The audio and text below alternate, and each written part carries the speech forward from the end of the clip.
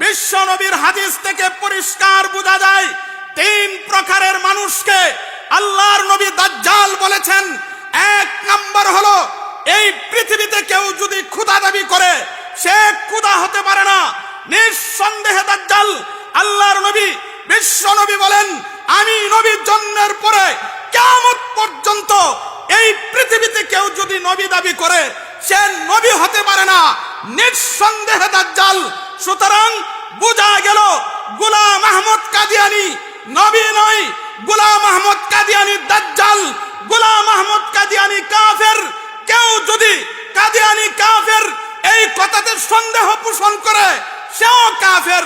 কাদিয়ানীদেরকে যদি কেউ মুসলমান বানানোর চেষ্টা করে সেও কাফের। বলেন তো কাদিয়ানী মুসলমান না কাফের? কাদিয়ানী মুসলমান না কাফের? কাদিয়ানীদের সাথে বিয়ে শাদীর সম্পর্ক হারাম, ব্যবসা বাণিজ্য হারাম। কোন কাদিয়ানী যদি মারা যায় মুসলমানের কবরে তাদেরকে দাফন করা হারাম। কোন কাদিয়ানী যদি মারা যায় এদের জানাজাতে অংশগ্রহণ করাও হারাম। কাদিয়ানী কাফের।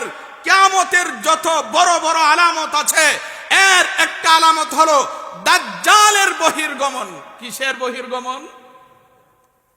আল্লাহর নবী বিশ্ব নবী তিন প্রকারের মানুষকে দাজ্জাল বলেছেন। এক নাম্বার হলো খোদা দাবিদার হওয়া দাজ্জাল, দুই নাম্বার নবী দাবিদার হওয়া দাজ্জাল। কেউ কিয়ামত পর্যন্ত নবী দাবি করলে নিঃসন্দেহে সে নবী হতে পারে না। তিন নাম্বার হলো যারা ধর্মের নামে নতুন নতুন ধর্ম আবিষ্কার করে, সহজ কথায় বেদাতি যারা বেদাত আবিষ্কার করে তারা হলো দ্বিতীয় প্রকারের দাজ্জাল। আল্লাহ তাআলা আমাদেরকে এই কিয়ামতের ছোট এবং বড় আলামতের আংশিক আলোচনা থেকে সতর্ক হওয়া এবং তার উপরে আমল করার তৌফিক আল্লাহ আমাদেরকে দান করুন। সকলে বলুন।